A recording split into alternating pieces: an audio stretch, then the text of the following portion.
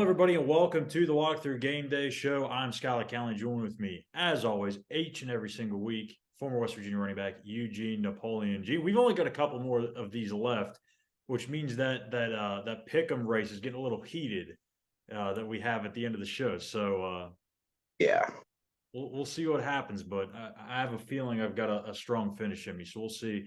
But West Virginia, back to seriousness here. West Virginia defeated Oklahoma last Saturday, 23-20. Really a game that no one expected the Mountaineers to come out on top on, except for Eugene. Oh, thank you. He did get that win. He did call it.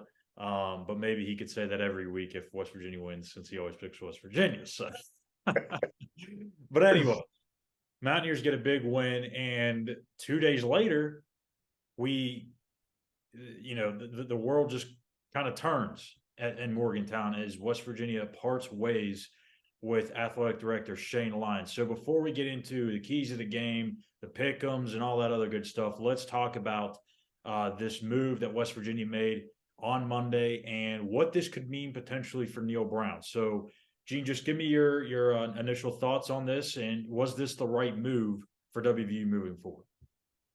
Anytime you part ways with anyone in a key position like the AD, head coach, president of a university, that's usually tied to because of expectations and or that particular individual or group of people did not reach their expectations. So in this case, you look at Shane Lyons, look, he's done some good things, obviously, for the university.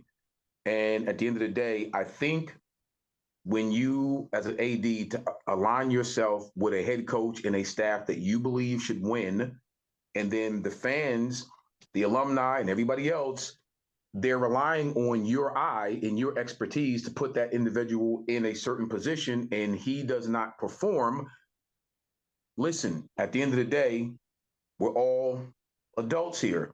Yeah. Somebody has to bear the burden or the brunt of that decision. In this case, it's your athletic director. Okay, so it's Shane Lyons. All right. My feelings on it, yeah, you have to move in a way that's going to be productive for the university, productive for the state, productive for the fan base, productive for the student athletes. And if the university feels as though the AD missed his mark, then you have to move on. And that's just the nature of the business that we're in. This is a competitive business. So it's not a personal thing. I think it's in the best interest of everybody, involved, including, believe it or not, the AD. Yeah. It's even in his best interest, because who wants to have that arbitrage wrapped around their neck and drug around for the next 2 or 3 years that you did not do what, quote unquote, everybody expected you to do in making these key decisions? Nobody wants that, man. Yeah. So at the end of the day, for me, I'm one of these kind of people. If it's not working, it's not working. I don't take business decisions personal. I take personal decisions personal. This is business. It's not personal. So I try to keep it in that balanced, and I try to keep it in that perspective, and that way everything is clean. So no, do I feel bad that Shane Lyons is out of a job? No, I do not, because again, I'm sure he's well compensated, and I'm sure he took care of his money, and I'm sure he'll be just fine. So no, I don't feel bad. Do I feel bad that it's taken this long to get to this decision? There's a distinct possibility that I do, because maybe this should have been done a little bit sooner. I digress. We are here now. This is the decision of the day, and we move on from here. And hopefully, whoever fills, that role, it will be more productive and will be better off for it in the future. I want to ask you this. Do you feel like Shane Lyons did not fire Neal Brown, earlier in the season, maybe when they lost to Kansas, and at the time no one knew that Kansas was going to be what they were?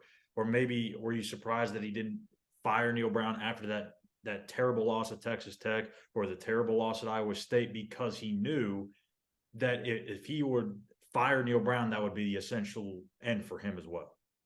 No, I think he followed, again, I say this 150 times, he followed the blueprint and what's always been done at WVU. If you look back on any other situation at any given time in our program's illustrious, history, When have they fired a coach during the season? Yeah, I know you asked me this the other day too off the air, and I honestly couldn't think of who it was. They It's don't. And it's been eons since that, but they just don't. That's not the way that West Virginia goes about its business. So, no, that didn't surprise me that Neil Brown, is still a head coach after, where we are now, given where we are now. But I think personally, the reason why he didn't, because I really believe that he believed and still believes in Neil Brown. I don't think he felt that would be the right move at that particular point of the season to get rid of Neil Brown. And I also think because of the success of the potential recruiting classes coming in, you don't want to shake that up, because if you get rid of the coach and you got one of the best recruiting classes, quote unquote, on paper at least, that's coming into this university, you get rid of the coach, you're losing those recruits. Yeah. So I think all of that had to be measured in his head as to why he didn't, fire Coach Brown. But I do believe it's because of the past years, and that's just been the blueprint. You don't want to be the first AD to start something that hadn't been done in years. I'm just saying. So that's my personal belief on it. So I think the one thing that I keep thinking about is this just almost feels like it's going to spell the end for Neil Brown, right? It feels more of a when more than an if. And the interim AD yesterday, or excuse me, Tuesday, or my goodness, Monday. Can't even get my days right. On Monday, Rob Alsop said that the decision to fire or to let go of Shane Lyons was an independent decision. That means Neil Brown's fate is not tied together with Shane Lyons. Believe it or not, I don't know. Maybe there's a case of Shane Lyons as an athletic director wasn't doing what was necessary to allow the football program to have the success. Maybe that's giving more NIL opportunities, more NIL money, whatever the case may be. Maybe this means just, whatever, Neil Brown may have been handcuffed to where he couldn't have the success because of the AD. Now, we don't know this. We probably will never know this.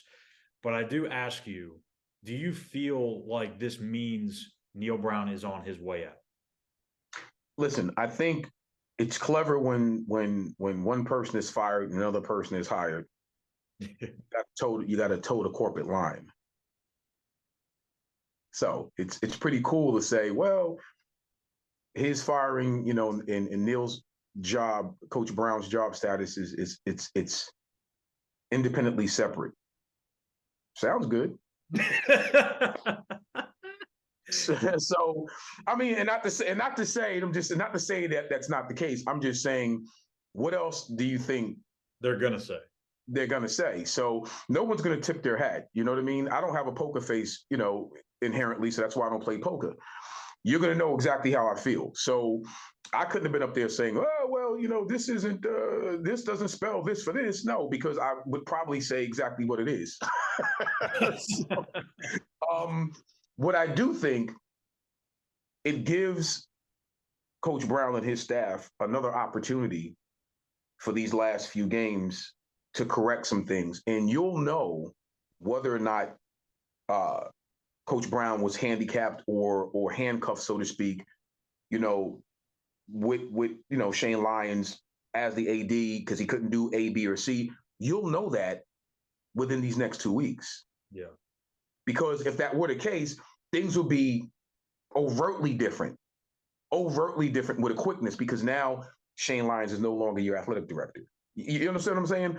You'll see certain things that will show you, oh, well, that's different. Oh, and that's different. Ah. Yeah. You know what I mean? It may not be so overt where but it'll be little subtle things that you'll say, well, now you have some of the alumni back and they can stand in the back of the end zone. Wow. Okay. Oh, now you don't have, the issues with the tickets for some of your alumni players so they can bring guests, into the facility. Oh, okay. You know what I'm saying? Yes, I'm being coy. But my point is, those things really matter, and those things come from the top down, supposedly. So those things are more athletic director driven things where, no, you can't do that. It's not coming from me. I'm the head coach, but I got somebody to answer to as well. And here's what he's saying. If those are the cases, right, and you see those things change within the next 2 weeks, Hmm.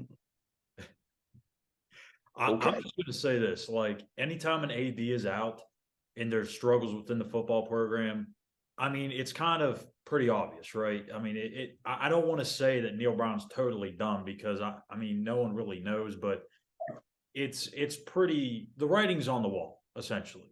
I mean, I think any AD that comes in, as I was talking to you about it the other day off the phone, when an AD or a prospective, or a candidate that's looking at this job says, hey, I want to be able to have my own coach. That's right. And I think that's what is kind of going to spell the end for Neil Brown, because for an AD to come in to have to make a decision to keep Neil Brown and it not work out, that's not good. And then if you have to fire or hire a new coach and that coach doesn't work out, guess what? You're following the same footsteps as Shane Lyons did. So it's a tough situation. But I feel like it is what it is at this point. Seems like Neil Brown's probably on his way out. But I gotta say that the AD's got a lot of tough decisions to make. When he or she comes in, are they going to keep Neil Brown or fire him? And if so, who are they going to hire? And then also, Gene, this is something that's maybe a little off topic right now, but Bob Huggins is not getting any younger. He's going to be retiring probably sometime within the next, I don't know, 5, 6, 7 years, 10 years. That AD is going to have to find a replacement for a Hall of Fame basketball coach, and that's not an easy thing to do. Listen, okay. A new AD comes in. He or she is going to look at two very basic things. If the former AD, why was he or she let go? In this case, why was Shane Lyons let go? And if it's irrespective of the current coach that you extended did not do well, okay, well, we got to part ways. If that is the case and a new AD comes in, you do not want to come in with that baggage on your watch. Yeah. You're going to want to come in with somebody that you trust, that you brought in, because if the success is there, you want that success. If the success is there with the former guy, that's not really your success. Yeah. That's Shane Lyons' success because he was the one who hired and extended Coach Brown in this case. All right. So that's one. Two, let me tell you something. You just said something, you hit it right on the head. I was speaking to someone late last night who has very close ties to West Virginia from the earlier days, right? And one thing he said to me, and it made me go, we talked about our legendary Hall of Fame basketball coach. Wouldn't it be interesting if he was offered the athletic department, the AD's job? Yeah. Because he's not getting any younger. But who knows West Virginia better than he? Not very many. Who knows the athletic department better than he? Not very many. Who knows the fiscal situation in the athletic department and in the state better than he? Not very many. I rest my case. Now, I will say quickly, do you think Bob Huggins, though, if he were to, say become the AD, could he hire a football coach? Well, I tell you one thing about Coach, and I've met him several times. I love Coach Huggins. I really do. He's a great guy. All jokes aside, I think he would be smart enough to allow football people to make football decisions. Yeah. So these major universities, do you think their ADs hire football guys? Not or all. do they go out, or do they go out and get a firm? Most of them are getting a firm. Okay. Do they go out and get consultants? Yeah, because there's a lot of integral pieces that are attached to that, and usually the reason being because you're playing at a totally different fiscal point of view. 80 million, 90 million, $100 million contracts. So they know I'm not going to go in the shitter, so to speak, with that kind of money by me making a decision. Oh no, I got to have other people that I could blame if this thing goes south. Right. Oh, the firm did it. We hired a whole consulting firm. I wasn't the only one to make the decision. So that's just the accountability pieces that fall into place at those decisions. That's one of the reasons why everybody always have to have a built-in scapegoat. Yep. Is what it is. That's what business is at that level. So that's enough of the AD Neil Brown talk. We could probably have a whole episode on that, to be honest with you. But back over to the football side of things and the actual football stuff. This is senior weekend, as you know. Um, big weekend, final home game for West Virginia for the 2022 season. You went through it yourself. Just give us a quick story or maybe memory that you had from senior day, how emotional it was, and just kind of the thoughts that were running through your mind pre-game, during the game, after the game, and so on. Dude, it was tough, man, because I thought my last game at Mountaineer Field, bro, that whole week was an emotional week because you kind of knew It's like the everything in last your time I'm having a Wednesday practice, the last time I'm having Thursday film right, test, the last walkthrough. everything in your head was last. Right. You know what I mean? It was almost like preparing for a death or something. It was like everything was last. So for me, I'm an emotional guy when it comes to that type of stuff. Very sentimental person when it comes to that kind of stuff. So yeah, it was a lot of weight. You know, you almost didn't want to get it over because you knew this would be your last time running out the tunnel, your last time being on the field. So um, I didn't look forward to it at all, to be honest with you. You know, I really have a passion for West Virginia and for that university and for the fan base. So for me, it was tough. And then it didn't end, you know, we wound up playing Clemson in the Gator Bowl my senior year. So that was even tougher Yeah. because the finality of it, man, big time Gator Bowl against Clemson. But man, the pregame for that was emotional. So I'm just going to say to our student athletes, man, that are seniors, and this is it. This is the last ride in the WVU uniform. Enjoy it, fellas. Soak it all up. Really embrace it.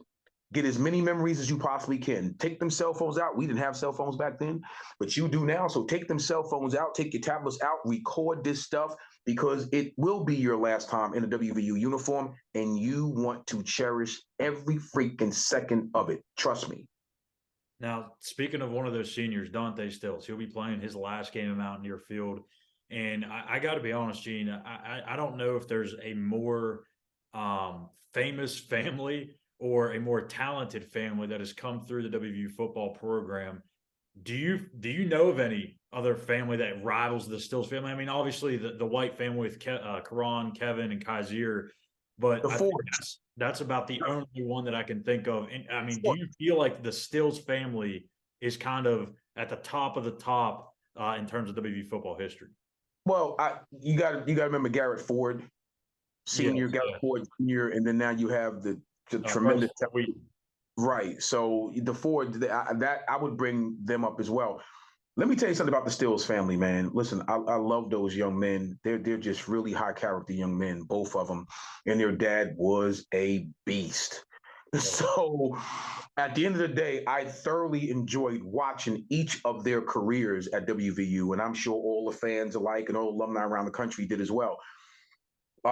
Yeah, that will ring bells for years to come. What they've accomplished at WVU, and it's funny, they all three had their separate historical moments at West Virginia. That's what's so ironic about it. You know what I mean? Yeah. So when you put that all together, yeah, you would probably have to say on that leaderboard, yeah, man, yeah. I don't know if you put anybody else up there because, like I said, they all had historical careers, at WVU, man, and I'm gonna miss them. I really am. It's been a joy and a pleasure to watch. So now to the game, West Virginia, Kansas State, game set for 2 o'clock Eastern time on ESPN Plus. Keys to the game, Gene. What do the Mountaineers have to do in order to give those seniors a win in their final game at Mountaineer Field? Well, in my humble opinion, listen, I always say this, but offensively, man, we have to be balanced. We got to be balanced. You can't make it all passes and all runs. It has to be balanced, I think, to keep their defense, to keep K-State defense, in check. I also think, for us, we have to stop the run. When Yeah. K-State gets rolling, man, let me tell you something. It's hard to stop that offense. So our defense really has to focus on stopping their run game. And I always say this, but for me, I'm a big special teams guy. We have to have a big day in special teams because if we could flip the field a few times from good special team play, and we can again big punt return, big kickoff return, maybe a fumble, in that aspect of the game, it helps us. We have to do well on special teams, and for me, those are my personal three keys. To a K-State victory. And let our seniors go out on top. Well, I got to agree with you. In terms of stopping the run, Deuce Vaughn is arguably one of the most explosive running backs in the country. It seems like he's been there for 10 years, but my God, he is just he Yeah. is fun to watch. And he won't be fun to watch on Saturday, but he's hard to find because he's small. Like I talked about, I think it was last week in the postgame show. He reminds me a lot of Darren Sproles. Yeah. Small, explosive back that can really make you miss. You don't know where he is. He's slippery. He's hard to tackle. So you got to be able to contain him and force Kansas State to throw the ball, put the ball in the air with Will Howard, the backup quarterback who's starting for Adrian Martinez. Yep. So that's a big thing. You've got to be able to stop the run, make them put the ball in the air. Number two, it's also special teams in a sense. It's field position. Last game, I said, you know what? Be aggressive. Go for it. What do you have to lose? This game, in particular, because you're playing a team with a backup quarterback, put them in tough positions. If you have to pin them inside the 5, if you're debating a punt or a 4th and 2, play in the middle of the field, put them in tough positions to where you're winning the field position battles. Kansas State, under Chris Kleiman and under Bill Snyder, has always been very, very good and very detailed on the special team side of things. You have to beat them at their own game in that aspect. So special teams definitely got to be able to flip the field. And the third and final thing for me, I don't know who's going to start a quarterback. Neil Brown doesn't know who's going to start a quarterback. It might be JT Daniels. It might be Garrett Green. Heck, it might even be Nico Marchiol because he mentioned that they're going to get him ready as well. No 2 QB system in this game, Gene. I don't want to see it. I understand you want to maybe start JT Daniels and Garrett Green comes along, gives you a spark, and then you may go back to JT Daniels. Go to one guy and stick to him. If that's JT Daniels and he struggles and you yank him, then leave Garrett Green in. Don't be going back and forth. If you're going to start with Garrett Green, just let him roll out there with it and see what happens. I think if you start getting those guys in and out of the lineup, you're going to get them cold. You're not going to get consistency, and the offense is going to struggle. So that's our keys to the game. And now it's time for our DVN pick'ems. And Gene, yes, you did take a lead on me. We were tied up last week. Look. Yes, we know the shoulder shrug. Oh my goodness. This is going to be a fun 2 weeks. You're 32-18. I'm 31-19. So let's go ahead and get to it. We've got Duke at Pitt, 12 o'clock ACC. This is a very surprisingly decent Duke football team. They're 7-3 right now, playing much better than the preseason experts thought. So you know what? I can't go with Pitt. I just can't. I think they're too inconsistent. Keaton Slovis has not been as good as what they thought he was going to be. I'm going to go with Duke on the road to move to 8-3. And you know what's so crazy? I thought I would never say this. Oh, boy. It's difficult to even say. But I am going with Pitt because I do believe that they're going to have a much better, that Slogan is going to have a much better day than what people expect. I think he will get it on track, and I think Pitt will pull this game out. It's still Pitt, so I think they will pull this out, as painful as it is even saying. I can't believe I'm saying that. So, yeah. So get that screenshot of that where it says Eugene and the Pitt logo. I got to get a screenshot of that just for, just keep it Moving to the Big Ten, Iowa at Minnesota, 4 o'clock on Fox. Man, I don't even think you ain't got to say much about this. Iowa's offense is just awful. Row the boat, baby. Row the boat. I told you, that's my guy, man. That's my guy. So, yeah, I'm rowing the boat. We're in the same boat. We're rowing together. Boise State at Wyoming. Some people are thinking, why the heck are we picking this game? Well, to be honest with you, and Gene probably thought this too, but to be honest with you, there's not very many big-time games this week. So we're gonna give some love to some other schools that don't usually get it on this show. Boise State at Wyoming, 7 o'clock CBS Sports Network. Boise State is 15-1 all time against Wyoming. Does Wyoming finally get another win over Boise? Nah. Go on Boise State on this one. Absolutely. I agree. Big one in the Pac-12, USC at UCLA, 8 o'clock on Fox. It's been a long time since this game meant something, Gene. It's been a very, very long time. Battle of LA. I was back and forth on this, but in the end, I got to go against your guy, DTR, here. And I'm going with Caleb Williams, that explosive offensive attack that the USC Trojans have. I'm going USC. And that's the same reason why I was, like you, I was going back and forth on this game. They both have two tremendous quarterbacks, both universities do, but I just believe you can't, that Trojan offense is too explosive, man. They just do things that, I'm going with USC. And out to the game you're all here waiting for, our picks. West Virginia, Kansas State, 2 o'clock on ESPN+. There's a lot of uncertainty in Morgantown right now. Shane Lyons out as AD. Neil Brown may be out as head coach here in a few weeks. We don't know, but that doesn't matter. This is senior week. The Mountaineers still have to win 2 games to get the bowl eligibility, and that is their focus heading into this game. Deuce Vaughn, everything they do offensively is centered around Deuce Vaughn. He's special. I can get up here and talk for a long time about him, but he's special. And then they got some game breaker threats, Knowles and Brooks at wideout. Number 91, he's a man. He's an issue. A really good story. Walk on. Now he played himself into a first-round draft pick, and we're gonna have to account for him. The challenge for special teams wise is Brooks has already returned a punt for a touchdown as a punt returner. He's one of the better ones in our league, and then Knowles is the best kickoff returner in our league. He's special. He obviously had a big one versus last year. So we're gonna have to do a great job in our coverage units. Looking forward, building off last Saturday's win and huge challenge and last home game of the year. But our guys will be ready to go. All right, Gene, and now our picks. West Virginia, Kansas State, 2 o'clock ESPN+. It's been a while since I picked West Virginia. It's been a while. I don't remember the last time I picked them. I haven't picked them a whole lot this year. And with all the stuff that's going on around the program, with all the noise, they got lucky maybe last week against Oklahoma. But you know what? I'm going to go with the Mountaineers. I'm going to go with West Virginia. I think they get that senior day win. Will Howard is the backup quarterback for Kansas State. He's undefeated as the starting quarterback. Not this week. West Virginia comes out on top. There you go. Now you're talking. Now you're cooking with grease. Okay, there you go. You already know, man. Mountaineers all the way, baby. We got to send these seniors out the right way.